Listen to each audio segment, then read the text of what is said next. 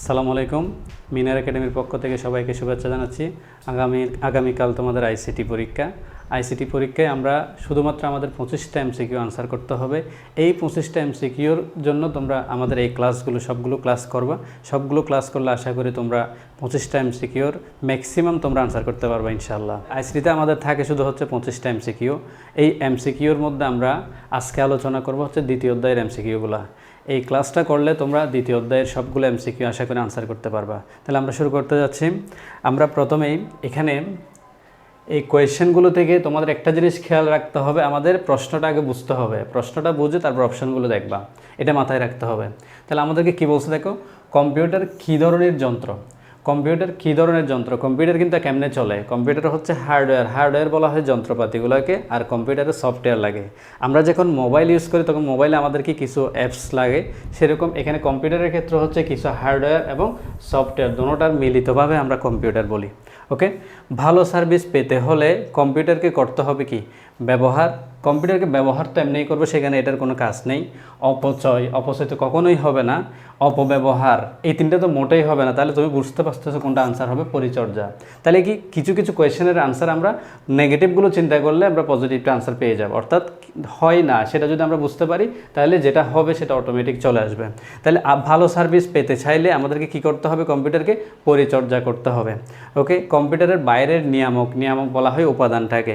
বাইরের নিয়ামক হচ্ছে কম্পিউটারের বাইরের নিয়ামক বলতে এখানে আমরা কম্পিউটারকে কীভাবে আমরা দেখি, অনেক সময় কম্পিউটারে আমরা বলি ভাইরাস আক্রমণ করে। এগুলো বাইরে থেকে আক্রমণ করলে যেগুলো শো করে না, দেখা যায় না, এগুলো হচ্ছে কি ভাইরাস।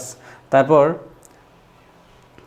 কম্পিউটারের বাইরের নিয়ামকগুলো এখানে আরও কিছু দেওয়া আছে। কম্পিউটারের বাইরের নিয়ামকগুলো হচ্ছে কি আর্দ্রতা, তাপমাত্রা, বিদ্যুৎ ক্ষেত্র, চুম্বক ক্ষেত্র, ধূলিকণা, ধোঁয়া, পানি, এগুলো হচ্ছে কি বাইরের নিয়ামক উপাদান বলি আমরা। এরপরে দেখো কম্পিউটার রক্ষণাবেক্ষণের প্রকারভেদ কয়টি। কম্পিউটার রক্ষণাবেক্ষণের প্রকারভেদ হচ্ছে কি একটা প্রতিরোধমূলক আর একটা হচ্ছে সংশোধনমূলক। এখানে একটা হচ্ছে প্রতিরোধমূলক, সেটা তুমি নিজেই করতে পারবা, মানে তুমি কোথাও সেটিংয়ে প্রবলেম হয়েছে সেটা তুমি নিজেই ঠিক করতে পারবা। আর যেটা সংশোধনমূলক, যেটা রক্ষণাবেক্ষণ, সেটা হচ্ছে কম্পিউটার যারা ঠিক বিভিন্ন হার্ডওয়্যার ইঞ্জিনিয়ার যারা আছে তাদের কাছে এটা ঠিক করতে হবে রক্ষণাবেক্ষণ। এই সংশোধনমূলক যেটা আছে সেটা, তাহলে এখানে কয়টা, দুইটা। কম্পিউটারের রক্ষণাবেক্ষণের প্রকারভেদ হচ্ছে দুইটা। কম্পিউটার প্রতিরোধমূলক রক্ষণাবেক্ষণ ব্যবস্থা নয় কোনটি, আর্থিং ব্যবস্থা। আর্থিং আমরা সবাই চিনি, অর্থাৎ আমাদের বাসা বাড়িতেও কিন্তু আমরা অনেক সময় কি কোনো কাজে কোনো কিছু বৈদ্যুতিক কোনো কিছু ইউজ করলে সেখানে আর্থিং ইউজ করি, সেটা। সংশোধনমূলক রক্ষণাবেক্ষণ দেখো, রক্ষণাবেক্ষণের জন্য কার সাহায্যের প্রয়োজন হয়, টেকনিশিয়ান, অর্থাৎ আমরা কোনো টেকনিশিয়ানের সাহায্য প্রয়োজন হবে সংশোধনমূলক রক্ষণাবেক্ষণের জন্য।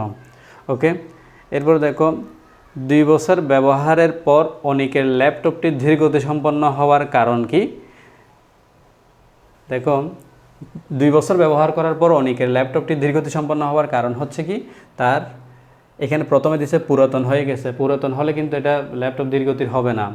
র্যাম দুর্বল হয়ে গেছে, হার্ডওয়্যার নষ্ট হয়ে গেছে, এগুলো একটাও হবে না। আমাদের আনসার হবে টেম্পোরারি ফাইল তৈরি হয়েছে। অনেকগুলো টেম্পোরারি ফাইল তৈরি হওয়ার কারণে কি হয়, দুর্বল হতে পারে। তুমি কতবার তোমার কম্পিউটারের সংরক্ষিত তথ্য বিন্যাস করবে। এখানে বলছে কি দিনে একবার, মাসে একবার, বছরে একবার, সপ্তাহে একবার। কিছু প্রশ্ন আছে ফিক্সড প্রশ্ন, যেমন এটা, তুমি কতবার তোমার কম্পিউটারকে সংরক্ষিত তথ্য বিন্যাস করবে, বা তার মানে কি এগুলোকে গোছাবে আর কি। এটা হচ্ছে কি সপ্তাহে একবার। এটা যশোর বোর্ড 2019-এ আসছে, তার মানে এটা দেখতে হবে আমাদেরকে। কম্পিউটার রক্ষণাবেক্ষণের গুরুত্ব কি। কম্পিউটার রক্ষণাবেক্ষণের গুরুত্ব দেখো, খুবই অল্প, কম, অনেক, অনেক বেশি। এখানে খুবই অল্প। এটা কম্পিউটার রক্ষণাবেক্ষণের গুরুত্বটা তুমি নিজে দেখলে, কোয়েশ্চেনটা দেখলেই বুঝতে পারবা। কিছু কিছু কোয়েশ্চেন তুমি দেখলেই বুঝতে পারবা আনসার কী হতে পারে, এটা হবে অনেক বেশি। ওকে, এরপর দেখো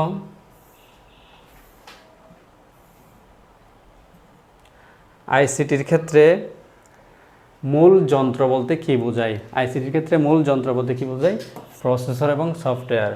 কম্পিউটার সচল ও গতিশীল রাখতে কী করা প্রয়োজন। কম্পিউটারকে সচল এবং গতিশীল রাখার জন্য রেজিস্ট্রি ক্লিন আপ সফটওয়্যার ব্যবহার করতে হবে, যেগুলো হচ্ছে আমাদের যে ফাইলগুলো অপ্রয়োজনীয় সেগুলো ক্লিন আপ করে ফেলবে। এরকম কম্পিউটারকে সচল ও কার্যক্রম রাখতে কী করতে হবে, রক্ষণাবেক্ষণ করতে হবে। সচল ও কার্যকর রাখার জন্য রক্ষণাবেক্ষণ করতে হবে। এরপর দেখো বিশ্বের বেশিরভাগ কম্পিউটারে কোন অপারেটিং সিস্টেম ব্যবহৃত হয়? উইন্ডোজ। আমাদের এখানে আমরা যতগুলো কম্পিউটার ইউজ করি সবগুলো কম্পিউটারের মধ্যে অপারেটিং সিস্টেম হিসেবে উইন্ডোজ ইউজ করি। অপারেটিং সিস্টেমের রক্ষণাবেক্ষণে কী করতে হয়? হালনাগাদ মানে আপডেট, যেটাকে আমরা ইংরেজিতে আপডেট বলি, সেটা হচ্ছে হালনাগাদ। তারপর ইন্টারনেট ব্যবহার করে সহজেই কোনটি আপডেট করা যায়? Operating system. ইন্টারনেট ব্যবহার করে আমাদের দেখবো আমরা যখন উইন্ডোজ ইউজ করি, উইন্ডোজগুলো অপারেটিং সিস্টেমগুলো আমাদেরকে যত বেশি আমরা কিছুদিন পর আপডেট করলে আমাদের কম্পিউটার খুব দ্রুত কাজ করবে। এরপর কম্পিউটার ধীরগতির হয়ে গেলে কীভাবে তা স্বাভাবিক করা যায়? এক নম্বরে বলছে এখানে অপারেটিং সিস্টেম বন্ধ করে, অপারেটিং সিস্টেম বারবার পরিবর্তন করে, অপারেটিং সিস্টেম আপডেট করে, এখানে আপডেট করে সেটা হবে। ওকে, এরপর দেখো কখন আমাদের অপারেটিং সিস্টেম আপডেট স্বয়ংক্রিয়ভাবে হয়? ইন্টারনেট সংযোগ থাকলে। ইন্টারনেট সংযোগ না থাকলে এটা অটোমেটিক আপডেট হবে না।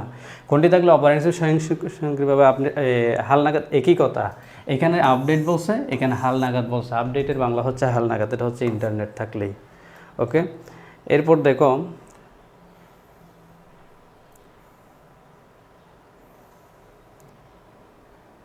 এরপর আমরা রেজিস্ট্রি ক্লিন আপ সফটওয়্যারটি কী কাজে ব্যবহৃত হয়? কম্পিউটারকে সচল ও গতিশীল রাখার জন্য রেজিস্ট্রি ক্লিন আপ সফটওয়্যারটা ব্যবহার করা হয়। অর্থাৎ এখানে আমাদের যেগুলো অপ্রয়োজনীয় থাকবে সেগুলো ক্লিন আপ করে ফেলবে। এরপর কম্পিউটার দ্রুত ও সচল রাখার জন্য কি করতে হবে? Same question. দেখো এখানে বলছে রেজিস্ট্রি ক্লিন আপ সফটওয়্যারটি কী কাজ করে, আর এখানে বলা হয়েছে কম্পিউটার দ্রুত ও সচল রাখার জন্য কি হয়, তাহলে এখানে কি হবে? রেজিস্ট্রি ক্লিন আপ করা। ওকে, এরপর প্রত্যেকবার কম্পিউটার ব্যবহার করার সময় নিচে কোনটি তৈরি হয়? বেশ কিছু ডক ফাইল, এখানে ডক ফাইল হওয়ার কোনো সম্ভাবনা নেই। ভাইরাস, বেশ কিছু HTML ফাইল, এখানে HTML ফাইলের কোনো কাজ নাই।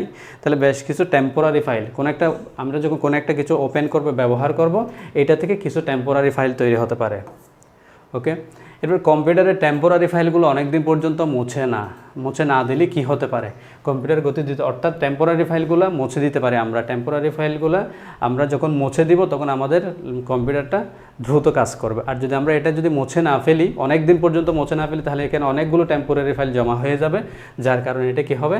কম্পিউটারের গতিটা ধীর হয়ে যাবে, অর্থাৎ আস্তে আস্তে কম্পিউটার কাজ করবে। কোনটির ব্যবহার ছাড়া আইসিটি যন্ত্রের ব্যবহার কল্পনা করা যায় না? ইন্টারনেট ছাড়া আইসিটি ব্যবহার করাই যাবে না। কম্পিউটারের ক্ষেত্রে গতি বেড়ে যায় কোন ক্ষেত্রে?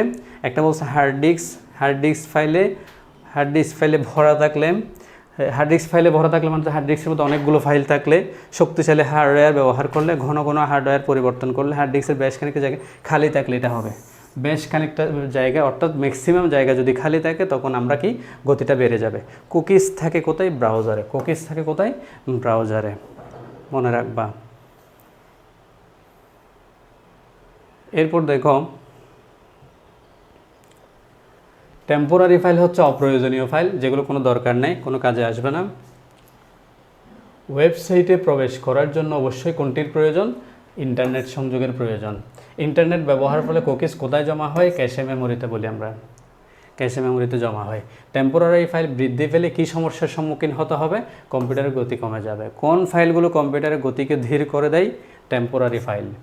ইন্টারনেট ব্যবহার করলে ইন্টারনেট ব্রাউজারে কোথায় অনেক কুকিজ ও টেম্পোরারি ফাইল জমা হয়? Cache memory. এটা প্রশ্ন, সেম আনসার। ইন্টারনেট ব্যবহার করলে ইন্টারনেট ব্রাউজারে ক্যাশ মেমোরিতে কী জমা হয়? কুকিজ ও টেম্পোরারি ফাইল। ওকে, কোনটি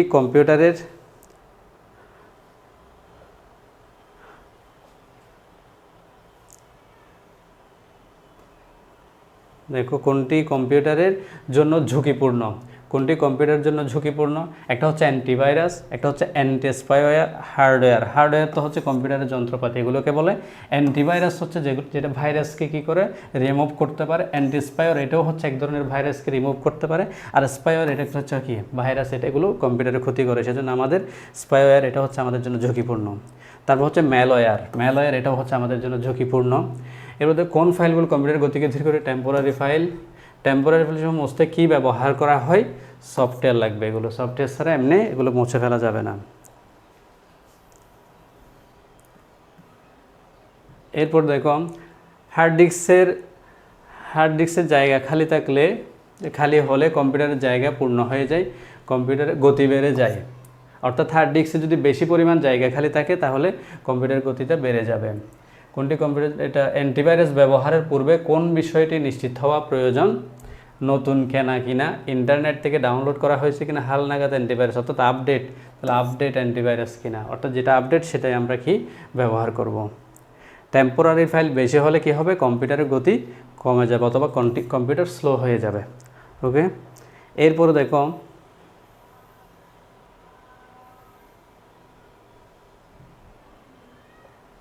অ্যান্টিভাইরাস সফটওয়্যারগুলো কোথায় হালনাগাদ হয়, ইন্টারনেট না থাকলে কখনো অ্যান্টিভাইরাস সফটওয়্যারগুলো হালনাগাদ হবে না। অ্যান্টিভাইরাসের শক্তি ও কার্যক্ষমতা উন্নত হয় কিভাবে, অর্থাৎ অ্যান্টিভাইরাসের শক্তি মানে যেটা আমরা আপডেট করা মানে হচ্ছে কি, আপডেট করলে বা হালনাগাদ করলে আমরা এই মুহূর্তে যেটা মানে ওরা পারফেক্ট যেই অ্যান্টিভাইরাসটা সেটা আমরা পাবো, তাহলে এটা শক্তি মানে আপডেট যেটা ইউজ করব সেটাতে আমরা হচ্ছে সবচেয়ে বেশি কার্যকর সুবিধাটা পাবো। তাহলে অ্যান্টিভাইরাসের শক্তি ও কার্যক্ষমতা উন্নত হবে কখন, এটা আপডেট করলে। কম্পিউটারে কাজ করার গতি বজায় রাখার জন্য কোনটি ব্যবহার করা প্রয়োজন, ডিস্ক ক্লিন আপ ও ডিফ্র্যাগমেন্টার। এটা হচ্ছে কি ডিফ্র্যাগমেন্টার, অর্থাৎ এটার কাজ হচ্ছে আমাদের যে হার্ড ডিস্ক থাকবে, হার্ড ডিস্কে যে ফাইলগুলো বা বিভিন্ন আমরা ড্রাইভের মধ্যে যে ফাইলগুলো রাখবো, এলোমেলোভাবে ফাইলগুলো থাকবে, এর কাজ হচ্ছে ফাইলগুলো সাজিয়ে গুছিয়ে আমাদেরকে উপস্থাপন করা, এটার কাজ। তাইলে আমাদের এখানে হবে এটা ডিস্ক ক্লিন আপ ও ডিফ্র্যাগমেন্টার। হার্ড ডিস্কের ধারণ ক্ষমতা বাড়ানোর জন্য কি প্রয়োজন, ডিস্ক ক্লিন আপ এটা প্রয়োজন। এরপর কম্পিউটারের কাজের গতি বজায় রাখার জন্য প্রায় সব ব্যবহারকারী কী ব্যবহার করে থাকে, ডিস্ক ডিফ্র্যাগমেন্টার। এর হচ্ছে কম্পিউটারের এখানে অবশ্যই ডিস্ক ক্লিন আপ এটাও ব্যবহার করে, তো এখানে যেহেতু আমাদের ডিস্ক ক্লিন আপ এটা নাই, তাহলে আমরা শুধুমাত্র কি ডিস্ক ডিফ্র্যাগমেন্টার এটা বলবো। কম্পিউটারের গতি বজায় রাখার জন্য ব্যবহৃত সফটওয়্যার কোনটি, ডিস্ক ক্লিন আপ। সেম এখানে দুইটা প্রশ্ন একই রকম, দুটোটা প্রশ্ন। ইলেকট্রনিক্স যন্ত্রগুলো কিসের দ্বারা পরিচালিত হয়, সফটওয়্যার দ্বারা পরিচালিত হয়, অর্থাৎ মোবাইল পরিচালিত হবে। মোবাইলে আমরা অনেকগুলো অ্যাপস ইউজ করি।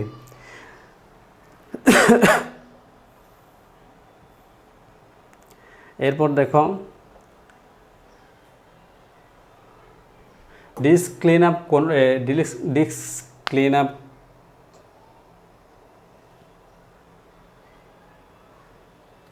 ডিস্ক ক্লিন আপ কেন ব্যবহার করা হয়, এখানে কোন দিয়ে দিচ্ছে, এটা কেন হবে, ডিস্ক ক্লিন আপ কেন ব্যবহার করা হয়, মেমোরির ধারণ ক্ষমতা বাড়ানোর জন্য। হার্ড ডিস্কের জায়গা ফাঁকা করার জন্য কোনটি ব্যবহৃত হয়, ডিস্ক ক্লিন আপ। এগুলোকে আমাদের যদি জায়গা অনেকগুলো বেশি হয়ে যায় ফাইল, তাহলে সেখান থেকে যদি আমরা জায়গা ফাঁকা করতে চাই, খালি করতে চাই, তাহলে ডিস্ক ক্লিন আপ এটা ব্যবহার করব। অপারেটিং সিস্টেমের সাথে যুক্ত থাকে কোনটি, ডিস্ক ডিফ্র্যাগমেন্টার। তারপর হচ্ছে আমাদের কম্পিউটারকে নিরাপদ রাখার জন্য কোন কাজটিতে সতর্ক থাকতে হয়, ডাউনলোডের ক্ষেত্রে। সফটওয়্যারগুলো কাজ করে কখন, ইনস্টল করা, কোনো একটা সফটওয়্যার কাজ করবে কখন, ইনস্টল করার পর। কম্পিউটারে সর্বপ্রথম কোন সফটওয়্যার ইনস্টল করতে হয়, অপারেটিং সিস্টেম।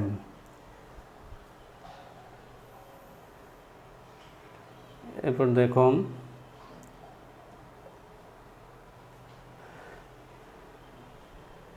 ডিস্ক ডিফ্র্যাগমেন্টারের কাজ কি, এটার কাজ হচ্ছে ফাইলকে সাজানো। ড্রাইভের মধ্যে যে ফাইলগুলো থাকবে সেগুলোকে সাজিয়ে উপস্থাপন করবে।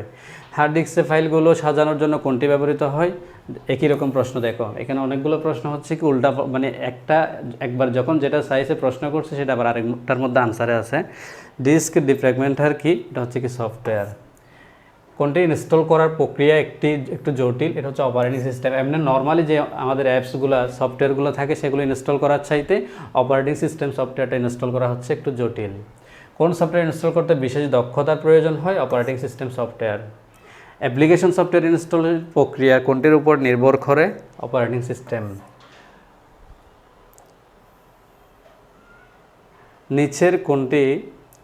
নিচের কোন সফটওয়্যারটা হার্ড ডিস্কের জায়গা খালি করবে, এটা হচ্ছে কি ওই আমরা দুইটা পড়ছিলাম, একটা হচ্ছে ডিস্ক ক্লিন আপ আর একটা হচ্ছে ডিস্ক ডিফ্র্যাগমেন্টার। এখানে যেহেতু ক্লিন আপ নাই, ডিফ্র্যাগমেন্টার এটাই হবে। আইসিটি যন্ত্রের সফটওয়্যারগুলো ইনস্টল করা হয় কিসের উদ্দেশ্যে, ব্যবহারের উদ্দেশ্যে। আমরা এগুলো কেন ইনস্টল করি, ব্যবহার করার জন্য।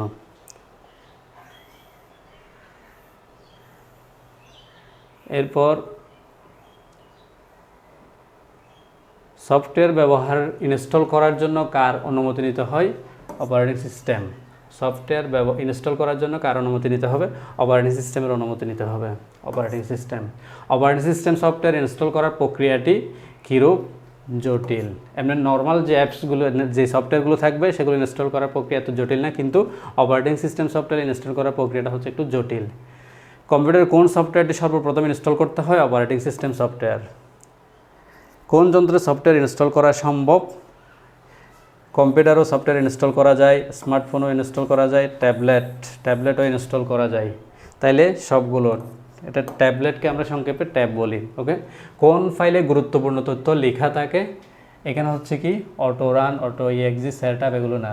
মানে কোন ফাইলে গুরুত্বপূর্ণ তথ্য লেখা থাকে মানে হচ্ছে আমাদের কোনো একটা সফটওয়্যার যখন আমরা দেখবো সেখানে রিড মি একটা অপশন থাকবে, অর্থাৎ সেখানে আমরা ওই সফটওয়্যার সম্পর্কে কোনো কিছু ডেটা থাকবে সেগুলো আমরা দেখতে পাবো।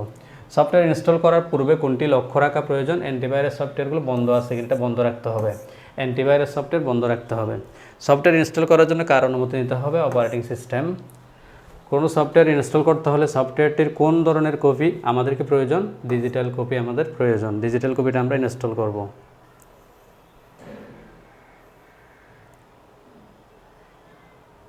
এরপর কোনো সফটওয়্যার ইনস্টলেশনের পূর্বে কয়টি বিষয় লক্ষ্য রাখা প্রয়োজন? 5টি বিষয়। অপারেটিং সিস্টেম, এগুলো মনে রাখতে হবে, কিছু কিছু পয়েন্ট যেগুলো কয় প্রকার, কয়টা বিষয়, এগুলো মনে রাখতে হবে।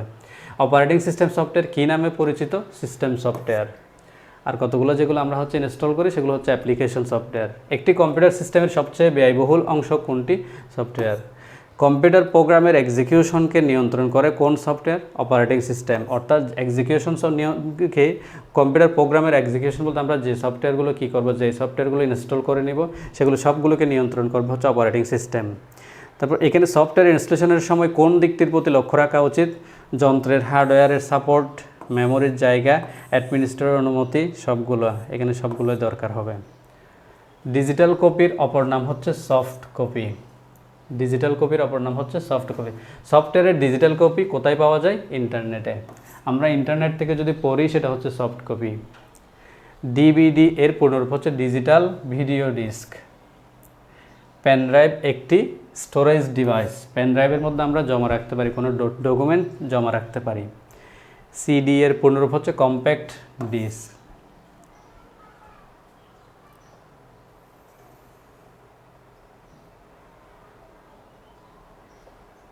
সফটওয়্যার ইনস্টলেশনের সময় কোন দিকটির প্রতি বেশি লক্ষ্য রাখা উচিত? যন্ত্রের হার্ডওয়্যার, আচ্ছা এখানে সবগুলা। সফটওয়্যার ইনস্টল করার পূর্বে কয়টি বিষয় লক্ষ্য রাখা প্রয়োজন? 5টি। সফটওয়্যার ইনস্টল সম্পর্কিত জরুরি কথা লেখা থাকে কোথায়? রিডমি। এটা এর আগেও আমরা দেখছি, অর্থাৎ রিডমিতে প্রয়োজনীয় কথা লেখা থাকবে, সেখান থেকে আমরা এগুলো দেখে নিতে পারবো। অটো রান প্রোগ্রামের কাজ কি? অটো মানে হচ্ছে সেটা নিজেই কাজ, এমনি কাজ করে, স্বয়ংক্রিয়ভাবে কাজ করবে। সফটওয়্যারের সাথে কোন প্রোগ্রামটি সংযুক্ত থাকে? Auto run. অটো রান প্রোগ্রামটি চালু হলে কোন বার্তাটি প্রদর্শন করে? সেট আপ করার অনুমতি চাই। প্রথমে যখন তুমি অটো রান প্রোগ্রামটি চালু হবে তখন তোমাকে এটা সেট আপ করার অনুমতি চাইবে, তো যখন পারমিশন দিব তখন এটা সেট আপ করা যাবে।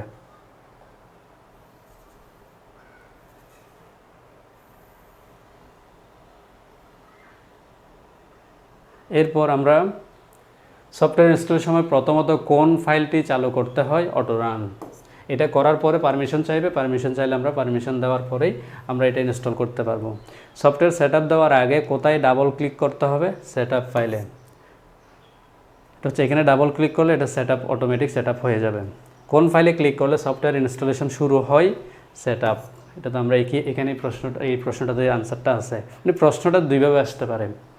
সফটওয়্যার ইনস্টলেশনের কোনটিতে ডাবল ক্লিক করতে হয়? এখানেও একই রকম, সেট আপ ফাইল। কম্পিউটারে থাকা অপ্রয়োজনীয় সফটওয়্যারগুলো কী করা উচিত? আনইনস্টল করা উচিত। যেগুলো প্রয়োজন নাই সেগুলো আমরা আনইনস্টল করে দিব। সফটওয়্যার আনইনস্টল করার জন্য সর্বপ্রথম কোথায় ক্লিক করতে হবে? স্টার্ট বাটনে ক্লিক করতে হবে। এরপরে স্টার্ট বাটন থেকে আমরা কন্ট্রোল প্যানেলে যাব। আগে হচ্ছে স্টার্ট বাটন, স্টার্ট বাটনের পরে কন্ট্রোল প্যানেলে যাব। কন্ট্রোল প্যানেল থেকে আমরা কি এটা আনইনস্টল করতে পারবো। কোনো সফটওয়্যার আনইনস্টল করতে প্রথমে কোথায় যেতে হবে? স্টার্ট বাটন থেকে কন্ট্রোল প্যানেল। কোন অপশনে ক্লিক করলে আনইনস্টলেশন শুরু হবে? আনইনস্টল।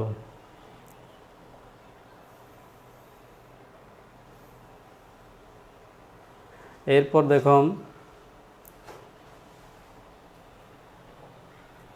কম্পিউটারে থাকা অপ্রয়োজনীয় সফটওয়্যার, এটা আমরা আনইনস্টল করব। যে কোনো অ্যাপ্লিকেশন সফটওয়্যারের আনইনস্টলেশন প্রক্রিয়া, সবগুলো অ্যাপ্লিকেশন সফটওয়্যার যতগুলো থাকবে সেগুলো সবগুলোতে আমরা আলাদা আলাদা ভিন্ন রকম, পুরোপুরি ভিন্ন না, এগুলো সবগুলো হচ্ছে একই রকম। অর্থাৎ যে কোনো সফটওয়্যার মোবাইলে দেখো, আমরা মোবাইলে কোনো একটা অ্যাপসকে আনইনস্টলেশন করতে চাইলে একটাই প্রক্রিয়া, এখানেও সেম। অ্যাপ্লিকেশন সফটওয়্যার যেটা থাকবে সবগুলোকে আমরা যদি আনইনস্টলেশন করতে চাই তাহলে একই রকম একটা সিস্টেমেই আমরা করতে পারবো। ইনস্টল করা ফাইল না প্রয়োজন থাকলে কি করা উচিত? আনইনস্টল করা। ইনস্টল করা করছিলাম কোনো কাজে, এটা এখন আর দরকার নাই, আমরা এটা আনইনস্টল করে দেব। সফটওয়্যার আনইনস্টল না করলে কি ঘটে? আমরা যখন সফটওয়্যারটা আনইনস্টল করব না তখন ওখানে থেকে আমার জায়গাটা কি করবে? নষ্ট করবে, হার্ড ডিস্কের জায়গা নষ্ট করে। স্মার্টফোন থেকে সফটওয়্যার আনইনস্টল করতে সেটিংস থেকে কি সিলেক্ট করতে হয়? অ্যাপ্লিকেশন, কারণ এখানে হচ্ছে আমাদের অ্যাপ্লিকেশন সফটওয়্যার যেগুলো আছে সেগুলো আমরা কি আনইনস্টল করব। এটা হচ্ছে স্মার্টফোনের ক্ষেত্রে। অ্যাড অর রিমুভ কোথায় দেখতে পাবে? এটা হচ্ছে কন্ট্রোল প্যানেলে। কম্পিউটার সফটওয়্যার আনইনস্টল করার প্রক্রিয়াটি কীরকম? কন্ট্রোল প্যানেল থেকে অ্যাড অর রিমুভ নির্দিষ্ট প্রোগ্রাম, মানে যে প্রোগ্রামটা আমরা কী করবো? আনইনস্টল করব, সেটা সিলেক্ট করব, তারপর আনইনস্টলে ক্লিক করব, এটা আনইনস্টল হয়ে যাবে। সফটওয়্যার আনইনস্টল করার পর সাধারণত কম্পিউটার কী ধরনের আচরণ করে? কম্পিউটার অটোমেটিক রিস্টার্ট হয়। ডিলিট শব্দের অর্থ কি? মুছে ফেলা।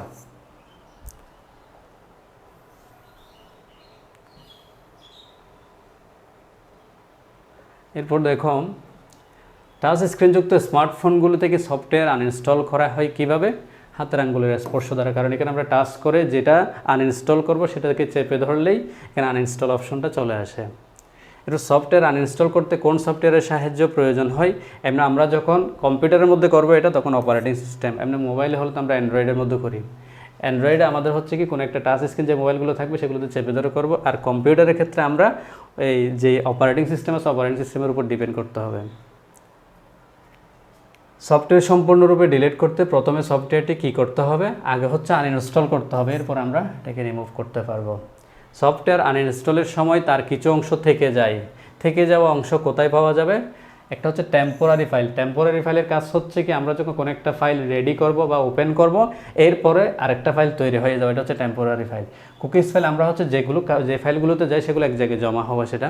রিডমি ফাইল হচ্ছে আমাদের কি, যেগুলো ওই ফাইল সফটওয়্যার সম্পর্কে কিছু লেখা থাকবে সেগুলো দেখা, তবে রেজিস্ট্রি ফাইলে থাকে এটা। নিয়ম না মেনে নিচের কোনটি ডিলিট করে দিলে তা মুছে যায় না, বরং সমস্যার তৈরি হয়? হচ্ছে শুধুমাত্র সফটওয়্যার। নিয়ম না মেনে যখন আমরা করবো সেটা কোনো না কোনো জায়গায় থেকে যাবে, এটা আমাদের পরবর্তীতে কোনো কাজে সমস্যার সৃষ্টি করবে। এরপর দেখো,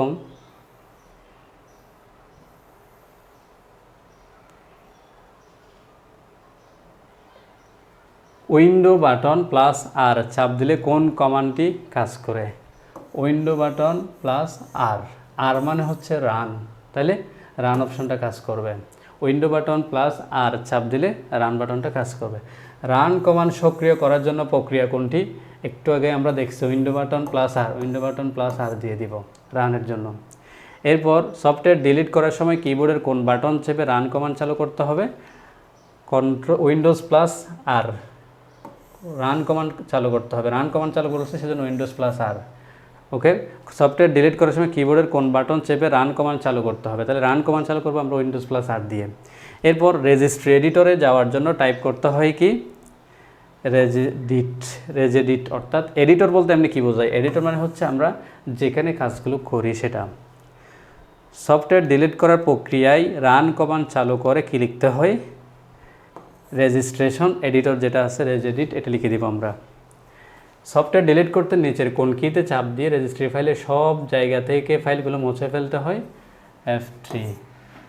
সফটওয়্যার আনইনস্টলের পর নিয়ম মেনে ডিলিট করতে হয়। নিয়ম মেনে ডিলিট না করলে এটা কোনো না কোনো জায়গায় জমা থাকে। সর্বশেষ রেজিস্ট্রি ফাইলের সব জায়গা থেকে ফাইলগুলো মুছে ফেলতে F3 বাটন চাপতে হবে। সফটওয়্যার ডিলিটের সবশেষে রেজিস্ট্রি সব ফাইল ডিলিট করতে কিবোর্ডের এখানে হচ্ছে কি কীরকম প্রশ্ন? F3 চালু করতে আমাদেরকে এই বাটনটা চাপ দিতে হবে। কিবোর্ডের কোন বাটনটা চাপলে পুরো সফটওয়্যার ডিলিট হয়ে যায়? সেটা হচ্ছে F3। কয়টি ধাপে সফটওয়্যার ডিলিট করার প্রক্রিয়াটি সম্পূর্ণ হয়? সেটা হচ্ছে 12টি ধাপে। মনে রাখতে হবে এগুলো ফিক্সড কোয়েশ্চেন। 12টি ধাপে কোনো একটা সফটওয়্যার আমরা ডিলিট করতে পারবো।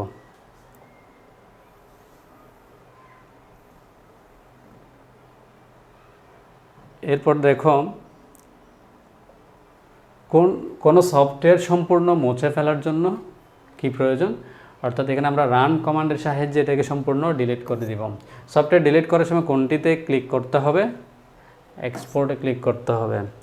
সাধারণত অপারেটিং সিস্টেম কোন ড্রাইভে থাকে, সি ড্রাইভে থাকে। অন্যান্য ফাইল আমাদের যে প্রয়োজনীয় ফাইলগুলো সেগুলো ডি ড্রাইভে থাকে।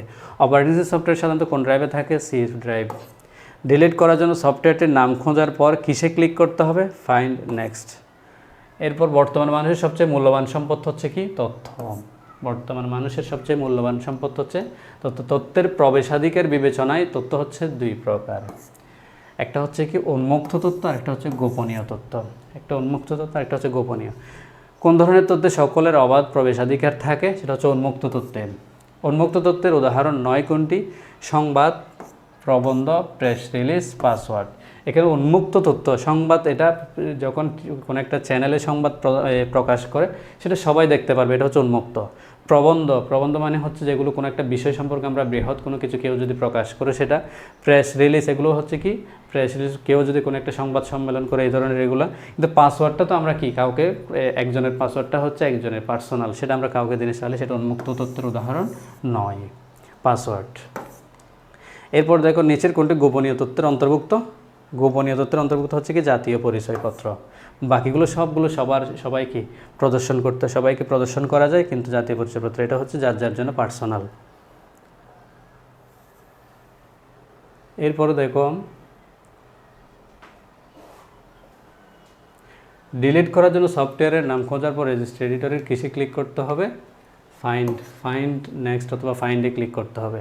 ফাইন্ডের শর্টকাট কোনটি, Ctrl+L, ফাইন্ডের শর্টকাট হচ্ছে Ctrl+F। এরপর ফাইন্ড নেক্সটের শর্টকাট কোনটি, F3। আমরা এটা হচ্ছে পুরো একটা সফটওয়্যারকে আনইনস্টল করার জন্য এই F3 ডিলিট করার জন্য এটা ইউজ করি। বর্তমানে কততম শিল্প বিপ্লব চলছে, চতুর্থ শিল্প বিপ্লব চলছে। ইন্টারনেট, এগুলো হচ্ছে ফিক্সড কোয়েশ্চেন, এগুলো মনে রাখতে হবে। ইন্টারনেট, ডেটা ও কোড দ্বারা গঠিত হয় কোনটি, সাইবার জগৎ। ইন্টারনেট, ডেটা ও কোড দ্বারা সাইবার জগৎ তৈরি হয়। এরপর দেখো এখানে আমরা প্রত্যেকটা পার্ট সম্পর্কে পড়তেছি, প্রত্যেকটা পার্ট থেকে প্রশ্ন আসলে তোমরা আনসার করতে পারবে আশা করি। অপরাধ কি, সামাজিক কর্মকাণ্ড। এটাতে কখনো সামাজিক কর্মকাণ্ড হতে পারে না, আইনগত কর্মকাণ্ড হচ্ছে কোনো কিছুই না। এটা দেখলেই বোঝা যাচ্ছে, অপশন দেখলেই বোঝা যাচ্ছে যেটা হচ্ছে আইন বিরোধী কর্মকাণ্ড, সেটা হচ্ছে অপরাধ। নিচের কোনটি সাইবার অপরাধ নয়, hacking, brute force attack, DDoS attack, disk clean up. আমাকে সাইবার অপরাধ নয় বলছে, এগুলো সবগুলো অপরাধ, কিন্তু অ্যাটাক যেগুলো থাকবে সেগুলো সবগুলো হচ্ছে অপরাধ। কিন্তু ডিস্ক ক্লিন আপ, এটা তো আমরা হচ্ছে কি ক্লিন করার জন্য আমাদের এই যে অপারেটিং সিস্টেম আমরা চালু করি, যে সফটওয়্যারগুলো ইউজ করি সবগুলোর সেটিং ঠিক থাকার জন্য, কোনো জায়গা নষ্ট না হওয়ার জন্য আমরা এই ডিস্ক ক্লিন আপ ইউজ করি। যে হ্যাকিং করে তাকে বলা হয় হ্যাকার। হ্যাকিং কয় উপায়ে হতে পারে, দুই উপায়ে হতে পারে। একটা হচ্ছে ভ্যালিড আর একটা হচ্ছে ইনভ্যালিড। এটা হচ্ছে বৈধ উপায়ে আর একটা হচ্ছে অবৈধ উপায়ে। ডিজিটাল মাধ্যমে তথ্য আদান প্রদানের মধ্যবর্তী সময়ে ডেটা চুরি হওয়াকে কি বলে, ডেটা ইন্টারসেপশন। ডেটা ইন্টারসেপশন অর্থাৎ ডিজিটাল মাধ্যমে তথ্য আদান প্রদানের মধ্যবর্তী সময়ে বলতে কেন বোঝাচ্ছে, আমি ডেটা দিচ্ছি আরেকজনের ডেটা পাবে, যার একজনের কাছে পাঠাচ্ছে, মাঝখানে সেটা ওখানে না গিয়ে আরেক জায়গায় চলে যাওয়া, সেটা হচ্ছে ডেটা ইন্টারসেপশন। কখন ডেটা চুরি অসম্ভব হয়ে যায়, end to end data encryption. Data encryption মানে হচ্ছে ডেটার গোপনীয়তা রক্ষা করা। এই end to end data encryption, এটা মানে হচ্ছে আমি একটা ডেটা পাঠানোর সময় একটা কোড নাম্বার দিয়ে পাঠাবো, যার কাছে ডেটাটা যাবে সে ওই কোড নাম্বারটা দিয়ে ডেটাটা চেক করতে পারবে, সেটা হচ্ছে data end to end data encryption বলা হয়। ডেটা এনক্রিপ্ট করা হয় কেন, ডেটার গোপনীয়তা রক্ষা করার জন্য। ডেটা ইন্টারসেপশন রোধ করার সর্বোত্তম উপায় হচ্ছে কি, ডেটা এনক্রিপশন। এনক্রিপ্ট শব্দের অর্থ হচ্ছে গোপনীয়তা রক্ষা করা।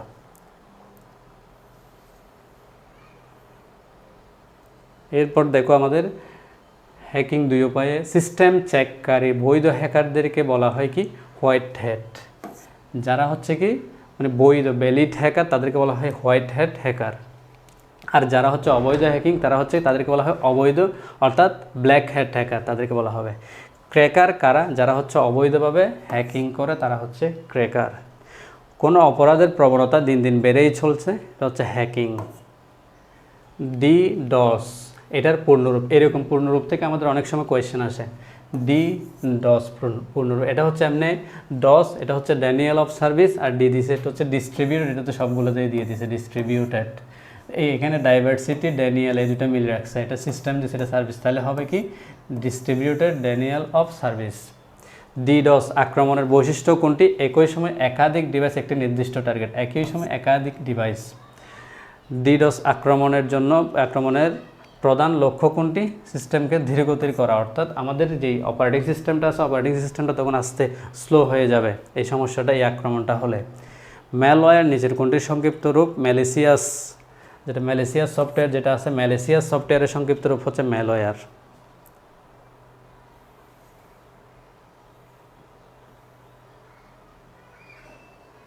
এরপর দেখো বাস্তব জীবনে চুরির সদৃশ সাইবার অপরাধ কোনটি? একটা দিচ্ছে হ্যাকিং, এটা হচ্ছে ব্রুট ফোর্স অ্যাটাক, যেটা হচ্ছে চুরির সদৃশ সাইবার। এখানে দিচ্ছে হ্যাকিং অনুমতি ব্যতীত কম্পিউটার সিস্টেম বা নেটওয়ার্কে প্রবেশ, কারো অনুমতি ব্যতীত তার কম্পিউটার সিস্টেম বা নেটওয়ার্কে প্রবেশ, এটা ব্রুট ফোর্স অ্যাটাক। এটা হচ্ছে বাস্তব জীবনে চুরি সদৃশ ব্যবস্থায় ট্রায়াল অ্যান্ড এরর পদ্ধতি ব্যবহার, অর্থাৎ বাস্তব জীবনে চুরি মানে হচ্ছে আমরা বাস্তবিক জীবনে যেগুলো চুরি করি সেগুলা এখানে বাস্তব জীবনে চুরির সদৃশ মানে হচ্ছে এটার মতো, সেরকম এটার মতো হলে সেটা হচ্ছে ব্রুট ফোর্স অ্যাটাক।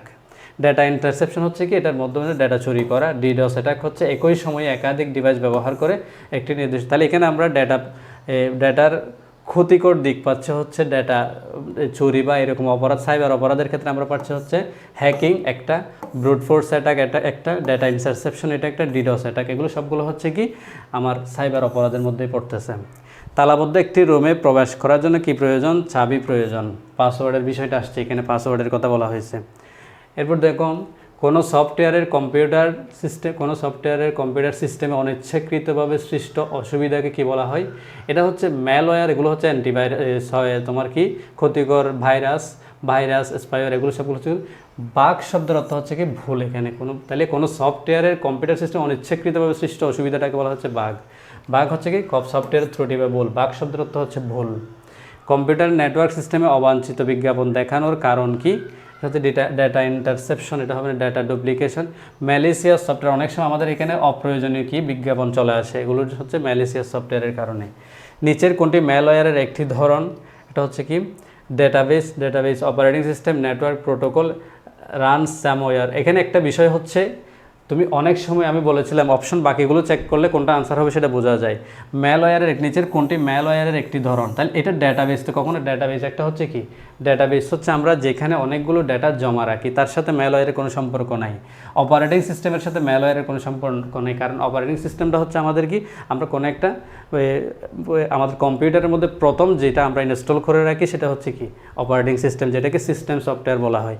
আর নেটওয়ার্ক প্রোটোকল, এটা দিয়ে আমরা কি করি? নেটওয়ার্ক প্রোটোকল দিয়ে আমরা যখন কোনো একটা ব্রাউজার থেকে কোনো একটা ওয়েবসাইট সার্চ করব তখন আমরা প্রোটোকল দিয়ে HTTP এটা দিয়ে কাজ করি, HTTP অথবা HTTPS। আর আমাদের যখন এটা দিয়ে আমরা সার্ভারের মধ্যে রিকোয়েস্ট পাঠাই, এখন সার্ভার আমার মোবাইলে ডাটাগুলো পাঠাবে কিসের মাধ্যমে? IP অ্যাড্রেসের মাধ্যমে।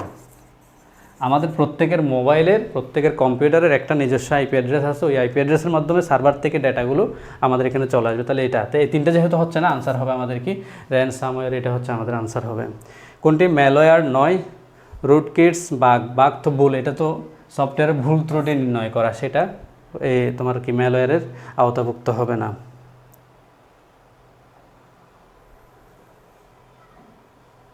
তো এখানে দেখো ট্রায়াল অ্যান্ড এরর, এটা হচ্ছে ব্রুট ফোর্স অ্যাটাকের, এটার ক্ষেত্রে হচ্ছে কি ট্রায়াল অ্যান্ড এরর এই পদ্ধতিতে কাজ করবে হচ্ছে ব্রুট ফোর্স অ্যাটাকের, এটাও একটা হচ্ছে সাইবার অপরাধের মধ্যে পড়ে।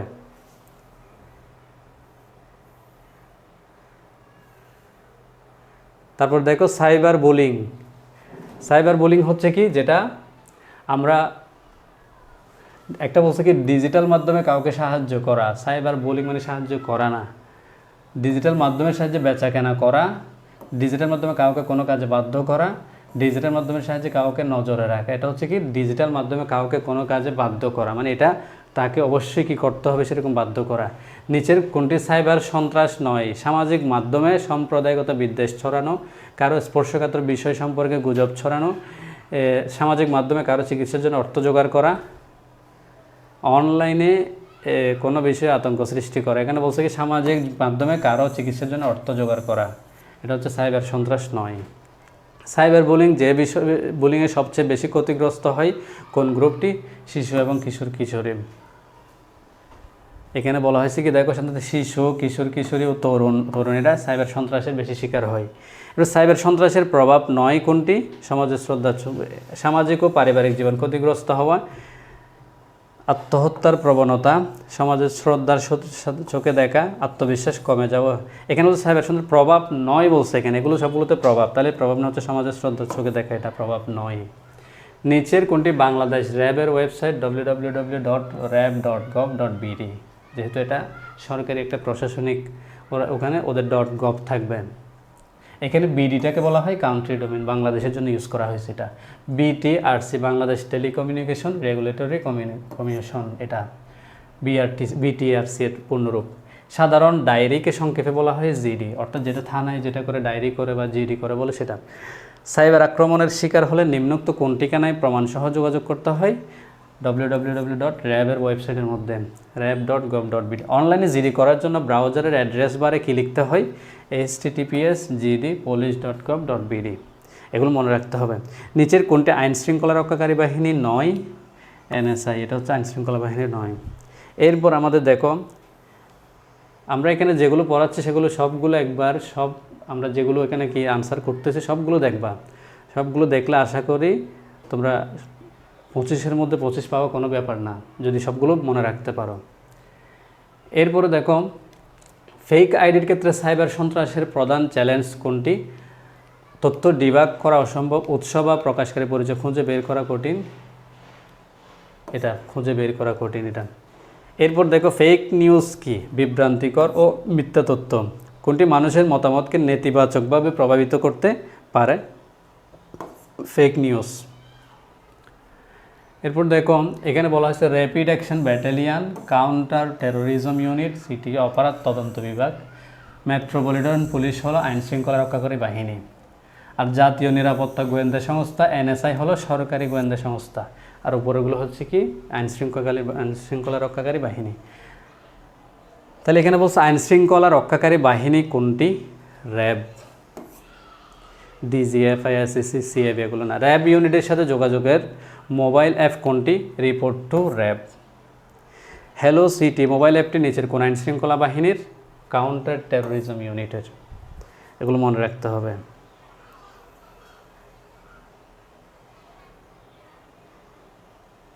এরপর দেখো, অনলাইনে কোনো পোস্ট বা খবর দেখলে প্রথমেই কি করা উচিত? যাচাই করতে হবে সেটা সঠিক কিনা। আমরা অনলাইনে ফেসবুকে বা কোনো জায়গায় কোনো কিছু যদি দেখি, আমাদেরকে প্রথমে এটা যাচাই করতে হবে ওর ডেটাটা কি আসলে সঠিক কিনা। বাংলাদেশে তথ্য প্রযুক্তি আইন কত সালে প্রণীত হয়? 2006 সালে। সাইবার বুলিংয়ের জন্য সর্বোচ্চ কত বছর কারাদণ্ড হতে পারে? 10 বছর। ন্যাশনাল হেল্পলাইন, সাইবার বুলিংয়ের ক্ষেত্রে আবার ফেসবুকে যদি আমরা একজন আরেকজন মানে বিভিন্ন গুজব ছড়াই না, এই গুজব ছড়ানো এগুলোও কিন্তু সাইবার বুলিংয়ের আওতাভুক্ত। ন্যাশনাল হেল্পলাইন নম্বর কোনটি? 109, 109। এখানে দেখো 106 হচ্ছে যে কোনো একটা আসতে পারে, এটা আসছে বলে এটা আসবে সেরকম না। 106 হলো দুর্নীতি দমন কমিশনের হটলাইন নাম্বার, 109 হচ্ছে ন্যাশনাল হেল্পলাইন, 999 999 হচ্ছে ন্যাশনাল ইমার্জেন্সি সার্ভিস, 1612 যেটা হচ্ছে কৃষি তথ্য সার্ভিসের হটলাইন নাম্বার। এখানে যে চারটা দিছে এগুলা। 999 নাম্বার ডায়াল নাম্বারটি কোন প্রতিষ্ঠানের? এটা হচ্ছে ন্যাশনাল ইমার্জেন্সি সার্ভিস। এরপর দেখো, কোনটি থেকে মোবাইল অ্যাপ্লিকেশন সফটওয়্যার ডাউনলোড করা যায়? প্লে স্টোর থেকে, এটা তো আমরা জানি। প্লে স্টোর থেকে, মোবাইলের ক্ষেত্রে আমরা প্লে স্টোর থেকেই কোনো অ্যাপ্লিকেশন সফটওয়্যার ডাউনলোড করি। 2FA এর পূর্ণরূপ হচ্ছে 2 ফ্যাক্টর অথেন্টিকেশন। ফায়ারওয়ালের ব্যবহার উদ্দেশ্য কি? অনলাইন ট্রাফিক নিয়ন্ত্রণ করা। এখানে যেগুলো পড়াচ্ছে এগুলো সবগুলো কি একবার পড়া যাবে, এগুলো পড়ে গেলে এখান থেকে কমন আসবে। এরপর দেখো, সোশ্যাল মিডিয়ার কোনো ধরনের তথ্য শেয়ার করা থেকে বিরত থাকতে হবে। কোন ধরনের তথ্য শেয়ার করা থেকে বিরত থাকা উচিত? একান্ত ব্যক্তিগত। 2 ফ্যাক্টর অথেন্টিফিকেশন কি? অর্থাৎ একটি 2 স্তর, 2 ফ্যাক্টর মানে 2 স্তরের সুরক্ষা ব্যবস্থা। 2 ফ্যাক্টর অথেন্টিফিকেশন একটি 2 স্তরের সুরক্ষা ব্যবস্থা, একে সংক্ষেপে 2FA বলা হয়। এটি চালু থাকলে জিমেইল বা সোশ্যাল মিডিয়া অ্যাকাউন্ট হ্যাক করা কঠিন। ওটিপি মানে হচ্ছে ওয়ান টাইম পাসওয়ার্ড, অর্থাৎ আমরা কোনো কিছু ওপেন করলে মানে আমাদের প্রথমে একটা কি ওয়ান টাইম পাসওয়ার্ড দেয়, যেটা সামান্য সময় পর্যন্ত কাজ করে সক্রিয় থাকে। ওটিপি সাধারণত কত ডিজিটের হয়ে থাকে? 6 ডিজিট। আইএডি এর পূর্ণরূপ হচ্ছে কি ইন্টারনেট অ্যাডিকশন ডিসঅর্ডার। আইএডি হলো একটি অ্যাডিক্টেড সফটওয়্যার। কম্পিউটার ইন্টারনেট ব্যবহারে আসক্তি কোনটি? আইএডি। এটা হচ্ছে internet addiction disorder. Computer internet ব্যবহারে আসক্তির ফলে এই রোগ হয়, আইএডি। এরপরও দেখো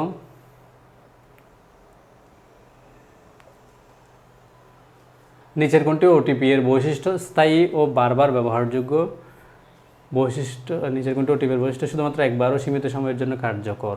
হ্যাঁ, এটা হচ্ছে শুধুমাত্র একবার ব্যবহার করা যায় এবং সীমিত সময়ের জন্য কার্যকর। এটা কোনটি চালু থাকলে কারো পক্ষে অ্যাকাউন্ট হ্যাক করা কঠিন? 2 ফ্যাক্টর অথেন্টিফিকেশন। নিচের কোনটি সোশ্যাল মিডিয়া নয়? হচ্ছে গুগল। এটা হচ্ছে গুগলটা হচ্ছে একটা সার্চ ইঞ্জিন। এরপর হচ্ছে কী উপায়ে সোশ্যাল মিডিয়ায় আপলোডকৃত কন্টেন্টের ভিত্তিতে আমরা প্রতারণার শিকার হই? Social engineering. কম্পিউটার গেমে আসক্তি প্রায় সময়ে কোন বয়সে শুরু হয়? শৈশবে। কম্পিউটার গেমের মাধ্যমে কি পাওয়া যায়? বিনোদন পাওয়া যায়। কম্পিউটার গেম কখন আসক্তিতে পরিণত হয়? এটা যখন আমরা কি ব্যবহারের তীব্রতা বেড়ে গেলে। এটা তো স্বাভাবিক, আমরা কোনো একটা কিছু যখন আমরা অতিরিক্ত ব্যবহার করব তখন আমরা এটা আসক্তিতে পরিণত হবে। ইন্টারনেটের অপেক্ষাকৃত খারাপ ব্যবহার কোনটি? একটা বলছে বই পড়া, একটা বলছে প্রোগ্রামিং শেখা, গান শোনা, ভিডিও গেমস খেলা। এখন ক্ষতিকর বেশি খারাপ ব্যবহার হচ্ছে কি ভিডিও গেমস খেলা। এটা হচ্ছে আসক্তিতে পরিণত হয় আস্তে আস্তে।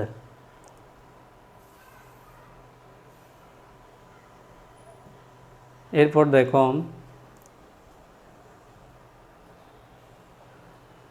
কোনটি নেতিবাচক শব্দ? একটা বলছে কি নেতিবাচক। নেতিবাচক হচ্ছে আসক্তি, যেটা খারাপ সেটা বলছে। কম্পিউটার এবং ইন্টারনেট নামে ইতিবাচক কথার সাথে কোন নেতিবাচক শব্দটি জুড়ে দেওয়া হয়েছে? আসক্তি। মানুষের কোনো একটি কাজের মাত্রা ছড়িয়ে যাওয়াকে কি বলে? কোনো একটা কাজের মাত্রা ছড়িয়ে যাওয়া মানে মাত্রা ছাড়িয়ে যাওয়া মানে হচ্ছে নির্দিষ্ট সীমার বাইরে চলে যাওয়া, সে অতিরিক্তভাবে কাজটা করতেছে, সেটা হচ্ছে আসক্তি। কম্পিউটার বা ইন্টারনেটের ব্যবহার কখন ক্ষতির কারণ হতে পারে? বেশি ব্যবহারে বাড়াবাড়ি করলে ক্ষতির কারণ। কম্পিউটার কোন কাজের জন্য ব্যবহার করা হয়? সাধারণত হচ্ছে বহুমুখী, অর্থাৎ এখানে কম্পিউটার দিয়ে আমরা অনেকগুলো কাজ করতে পারি। এখন কম্পিউটার গেমে আসক্তি রোধের উপায় কি? সতর্ক থাকা। কোন দেশের দম্পতি কম্পিউটার গেম খেলায় আসক্তি হয়ে খেলার অর্থ জোগাড় করতে তাদের শিশু সন্তানকে বিক্রয় করে দিয়েছেন? হচ্ছে চীনের। এরকম ফিক্সড কোয়েশ্চেনগুলো মনে রাখতে হবে, এগুলোতে কোনো জ্ঞান, এগুলো হচ্ছে নির্দিষ্ট। এটা হচ্ছে চীনের, মানে গেমস খেলার জন্য তারা নিজের সন্তানকে বিক্রি করে দিয়েছে। এটা হচ্ছে এডিক্টেড, আসক্তির কারণেই। যারা সপ্তাহে অন্তত 6 দিন টানা 10 ঘন্টা করে কম্পিউটার ব্যবহার করে তাদের কী ধরনের শারীরিক সমস্যা হতে পারে? হাতের কবজিতে ব্যথা হতে পারে। হ্যাঁ, সেটাও ঠিক আছে। মস্তিষ্কের গঠনে এক ধরনের পরিবর্তন আসতে পারে, কারণ সব সময় মনোযোগটা ওখানে, সেটাও হতে পারে। কোমরে ব্যথা হতে পারে বসে থাকার কারণে, বসে একসাথে আমরা ওটা দেখার কারণে, এখানে সবগুলোই। কম্পিউটার গেমে আসক্ত একজন মানুষের মস্তিষ্কে কিসের আবির্ভাব হয়? উত্তেজক রাসায়নিক দ্রব্যের। মানুষের মস্তিষ্কে বিশেষ রাসায়নিক দ্রব্যের আবির্ভাব ঘটে কিসের মাধ্যমে? কম্পিউটার গেমের মাধ্যমে। বর্তমানে সামাজিক যোগাযোগ হয় কিসের মাধ্যমে? অনলাইনে। আমরা একজন আরেকজনের সাথে যোগাযোগ করে অনলাইনে, ওখানে গিয়ে আমরা এখন আর যোগাযোগ করি না। মানুষের নিজেকে প্রকাশ করার বিষয়কে মনোবিজ্ঞানের ভাষায় কি বলা হয়? ন্যারিসিজম বলা হয় এটাকে। মানুষের ভেতরে নিজেকে প্রকাশ করার ব্যাপারে নিজেকে নিয়ে মুগ্ধ থাকার সুপ্ত আকাঙ্ক্ষা থাকে, এটাকে মনোবিজ্ঞানের ভাষায় বলা হয়। সামাজিক যোগাযোগ নেটওয়ার্কের অতিরিক্ত ব্যবহারে কোনটির অপচয় হয়? সময়ের অপচয় হয়। আমরা যদি বেশিরভাগ ইউজ করি এটা, তাহলে সময়ের অপচয় হবে। সামাজিক নেটওয়ার্কে কোন বিষয়টি শেয়ার করা যায়? ব্যক্তিগত তথ্য, মনের ভাব, ছবিগুলো শেয়ার করা যায়। আসক্তি থেকে মুক্ত থাকার জন্য কোন কাজটি করা উচিত? আসক্তি থেকে মুক্ত থাকার জন্য আমাদেরকে নিজেকে বোঝানো স্বীকার করে নিতে হবে। এটা মানে বেশিরভাগ আমরা কি ইউজ না করি সেরকম কি ইচ্ছে, সেই চিন্তাটা আমাদের মধ্যে নিয়ে আসতে হবে।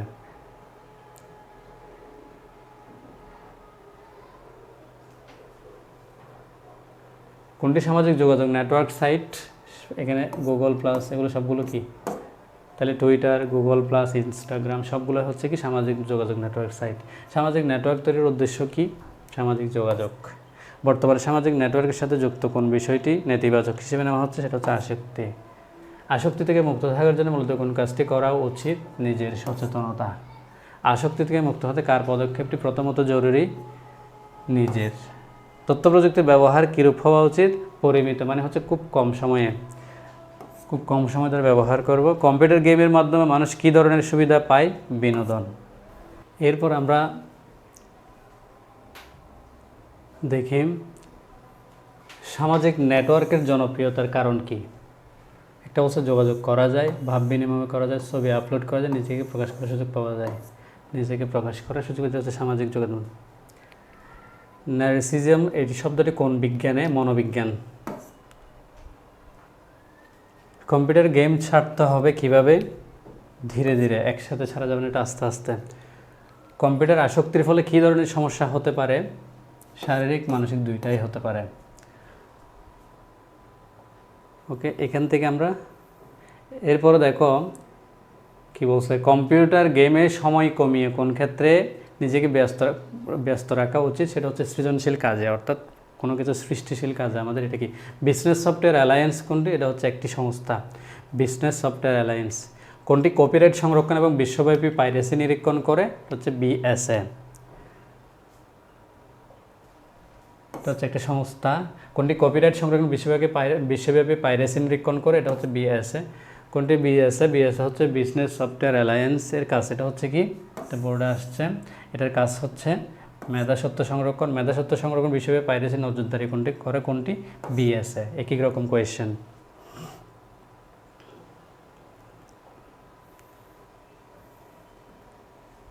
বিএসএ কত সালের প্রতিবেদন বলা হয় প্রতি 10 জনে 7 জন পাইরেসি মুক্ত? 2011 সালে। পার্সোনাল কম্পিউটার ব্যবহারকারীদের প্রতি 10 জনের মধ্যে 7 জন পাইরেসি মুক্তের প্রতিবেদনটি বিএসএ কত সালে দিছে? 2011 সালে। চট্টগ্রামের বিএসএ 2000 প্রতিবেদন প্রতি 10 জনে কতজন? 7 জন। পার্সোনাল কম্পিউটার যদি একই রকম প্রশ্ন সবগুলো দেখো, একই টাইপের প্রশ্ন। পাইরেসি কি? কপিরাইট বিঘ্নিত করা, এটা হচ্ছে পাইরেসি। কম্পিউটারের বেলায় যে কোনো কিছুর কোনোটি করা খুবই সহজ। মূল্য নির্ধারণ করা, অধিক সংরক্ষণ করা, অবিকল প্রতিলিপি তৈরি করা, ভাইরাস যেটা তৈরি করে সেটা। কম্পিউটার তৈরি করা, সৃজনশীল কর্মের অনুমতি ব্যতীত প্রতিলিপি তৈরি করাকে কি বলে? পাইরেসি। এরপর দেখো সফটওয়্যার পাইরেসি করা হচ্ছে কি? অপরাধ, এটা ক্রাইম। কপিরাইট আইনের মূল লক্ষ্য কি? সৃজনশীল সৃষ্টকর্ম রক্ষা করা। বিএস এর পুনরূপ হচ্ছে business software alliance, business software alliance. বড় বড় সফটওয়্যার কোম্পানিগুলো তাদের মেধাস্বত্ব সংরক্ষণ ও বিশ্ব পাইরেসির নজরদারির জন্য কোন সংস্থা? বিএসএ। ওকে,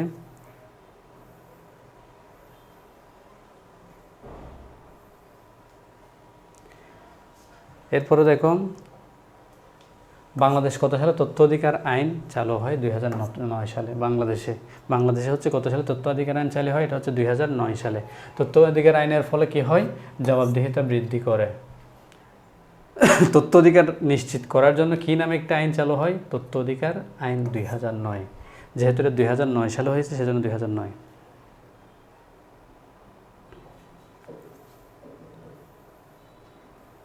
এরপর দেখো ট্রাবল শুটিং কথাটি কোনটির জন্য প্রযোজ্য? আচ্ছা, হার্ডওয়্যারের জন্য। কম্পিউটার কোন একটি সমস্যা খুঁজে বের করাকে কি বলা হয়? ট্রাবল শুটিং বলা হয়। প্রতিটা আইসিটি যন্ত্রের সাথে কি দেওয়া থাকে? ম্যানুয়াল। এরপর কি বলছেন? কোনটি আধুনিক পৃথিবীর সম্পদ? আধুনিক পৃথিবীর সম্পদ হচ্ছে তথ্য। আধুনিক পৃথিবীর সম্পদ হচ্ছে তথ্য। র্যামের পূর্ণরূপ হচ্ছে র্যান্ডম অ্যাক্সেস মেমোরি। র্যামের পূর্ণরূপ হলো কি? Random access memory. এটা র্যাম কিসের নাম? একটা হচ্ছে মেমোরির নাম। কম্পিউটার কী সমস্যা হলে বিপ সাউন্ড দেয়? র্যামের সমস্যা হলে বিপ সাউন্ড দেয়, র্যামের সমস্যা হলে একই রকম প্রশ্ন।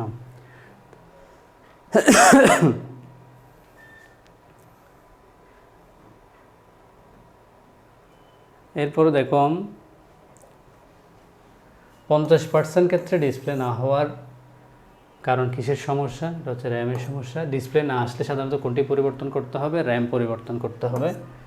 র্যাম কম্পিউটারে কোথায় বসানো থাকে? মাদারবোর্ডের নির্ধারিত স্লটে। র্যাম স্লটকে কী দিয়ে পরিষ্কার করতে হবে? শক্ত ব্রাশ দিয়ে। সিস্টেম সঠিকভাবে চলছে কিন্তু মনিটরে কিছু দেখা যাচ্ছে না, এটা হচ্ছে র্যামের সমস্যা। ওকে, তাহলে এই ধরনের কোয়েশ্চেনগুলো আমাদেরকে আনসার এখানে এইভাবে আমরা কি একবার পড়বো, একবার পড়ার পর আমরা কি বুঝতে পারবো, আমরা এখানে কি মানে মনে থাকবে আশা করি।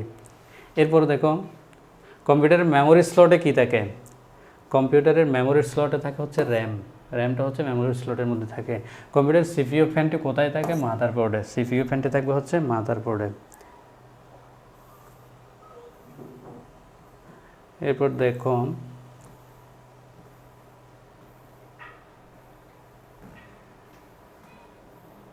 কম্পিউটারের মেটাল অংশে হাত লাগালে শক করে কেন? কম্পিউটারটি আর্থিং করা না থাকলে শক করে।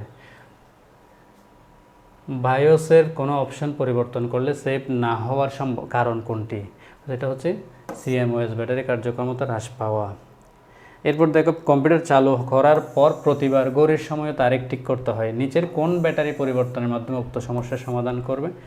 সিএমওএস বলছে। ওকে,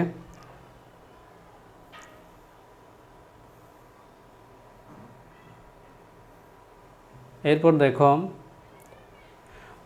কম্পিউটারের তারিখ ও সময় ঠিক না থাকলে কি করতে হবে? সিএমওএস ব্যাটারি পরিবর্তন করতে হবে। এটাকে কয়েকভাবে প্রশ্নটা আসছে। মাদারবোর্ডের সাথে সংযুক্ত ব্যাটারিকে কি বলা হয়? CMOS battery. সিএমওএসের পূর্ণরূপ হচ্ছে কি?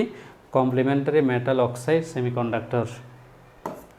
সিএমওএস ব্যাটারি কম্পিউটারে কোথায় থাকে? এটা হচ্ছে মাদারবোর্ডের সাথে থাকবে। বিআইওএস, বায়োসের পূর্ণরূপ কি? Basic input output system. Basic input output system. Boot disk failure কেন দেখায়? মাদারবোর্ড হার্ড ডিস্ক ও পাওয়ার সাপ্লাইয়ের কেবল লুজ থাকলে, অর্থাৎ কেবলগুলো যদি লুজ থাকে তখন আমাদের এই প্রবলেমটা দেখাবে।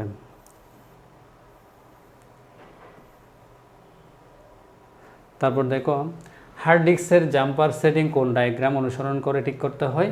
হার্ড ডিস্কের পেছনের জাম্পার সেটিং কোথায় থাকে? হার্ড ডিস্কের মধ্যেই থাকে।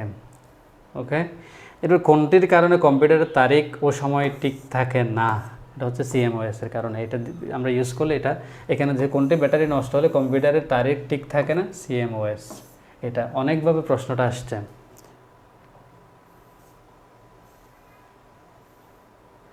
এরপর দেখো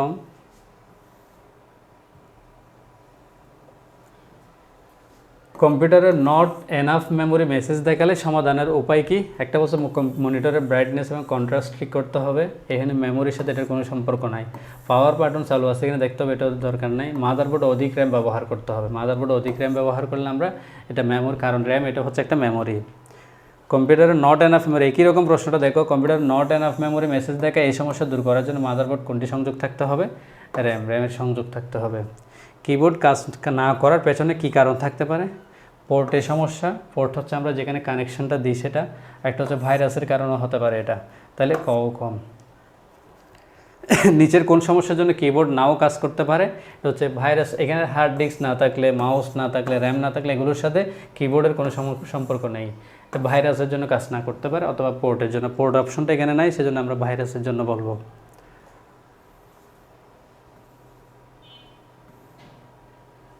ওকে, তাহলে আমরা দ্বিতীয় অধ্যায় থেকে এই কোয়েশ্চেনগুলো দেখব। দ্বিতীয় অধ্যায় থেকে তোমরা এখানে আমরা যে ক্লাসগুলো, যেই এমসিকিউগুলো সলভ করছি সবগুলো এমসিকিউ তোমরা দেখবা। আশা করি ভালো করতে পারবা। সবাইকে ধন্যবাদ।